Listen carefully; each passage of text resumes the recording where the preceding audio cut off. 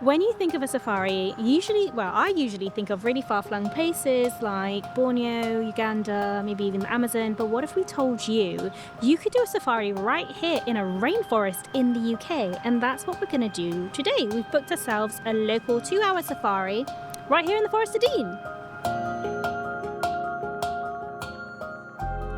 So what we're going to do in the first hour is we're going to have a wander around the ponds, looking and listening for bird song. And now that we're into early March, there's lots of birds starting to sing. Male birds particularly saying, this is my patch. And then we're going to head off into the woodlands.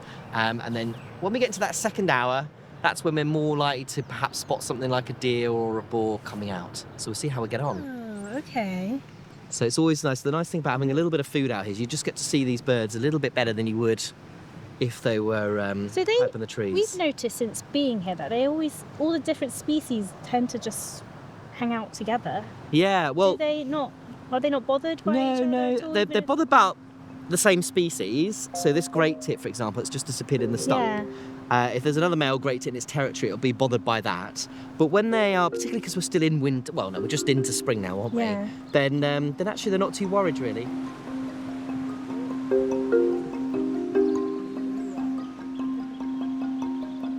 Noticed this yet already being in the forest, but this is the rooting behaviour of the wild boar.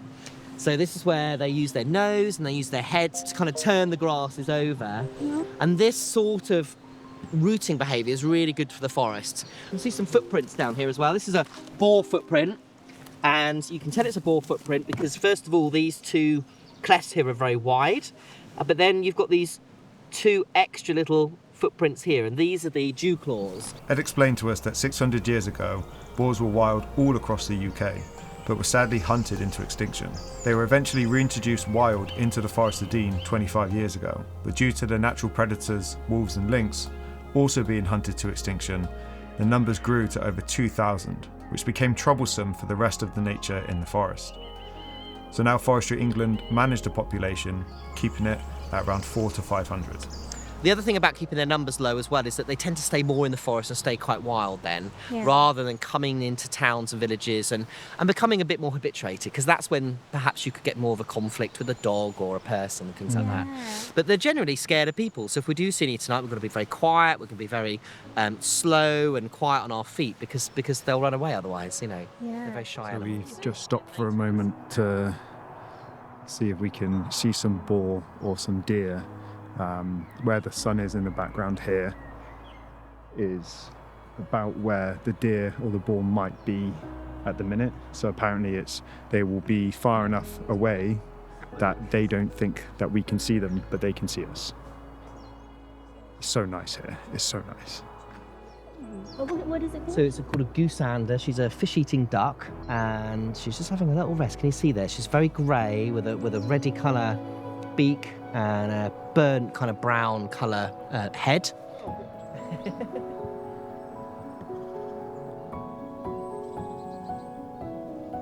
There's a nice soundscape out there. There's lots of little titteries and tattery, little squeaks and... Yeah. So before he was doing that sort of much shorter single note sound, and now he's doing this do sort of slightly different rhythm. Well, he might be attracting a mate, in which case he's trying to impress her. And so we know that birds like great tits, the more kind of varied their song and the more, a lot of birds will mimic other birds as well because it makes it more varied and they're trying to impress the female. So that may be what he's up to. But if he has got a mate, then his song's going to be much more about letting other male birds know that he's here and to keep out. So it's hard to know which one. Learning so much today. We spent the first hour bird watching and tuning in to the soundscape of the forest. There are so many more bird species here than we had realised. If there are any boar deer, they start to come out. Sometimes they might cross the track, sometimes they're just coming out of the trees. Recently, a bit further along, they've been feeding in some areas of rushes and grasses. So if we don't see anything as we head out there, we'll head along that way as it gets a little bit darker. And as we head deeper into the forest, Ed reduces to a whisper. We're approaching an area where he's seen boar and deer feeding recently. So we're looking for some wild boar now. They might be foraging around and snuffling about. there's a few animal tracks here that lead into this kind of Christmas tree plantation, and Ed was saying that that's where a lot of the boar and the deer will go in to like hide away. So there could actually be some in there watching us now.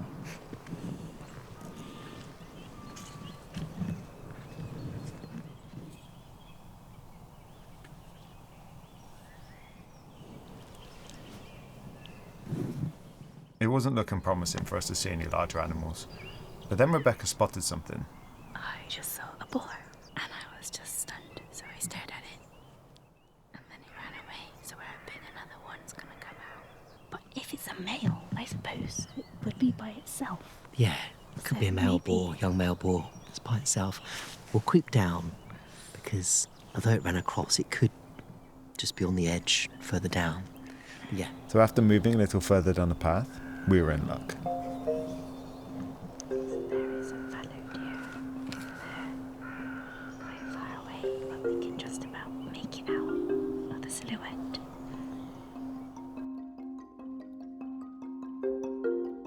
The sky is really clear, so there's a bit more light to be able to see things that come at us.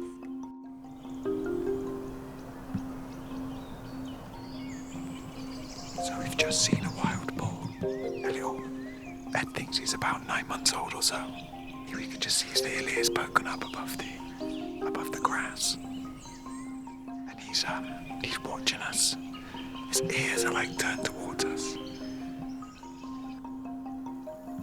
It was incredible to see this often misunderstood animal peacefully foraging with us so close by. As the night set in, we left it be and headed back to the car. Where can people find you, Ed? Yeah, so people can find me at Ed Druitt, that's DREWITT.co.uk. And I take people out here in the Forest of Dean all year round. And there's always an opportunity to see different sorts of birds and mammals, and of course the trees themselves as well. Amazing. Well, thank you so much, Ed. Really appreciate My pleasure. My pleasure. showing Lovely us to meet you around. both. I'm quite hungry. We should get some food. But yeah, anyway, hope you enjoyed it, and we will see you in the next video. Goodbye. Bye bye. When you think of When you think of when you think of a safari,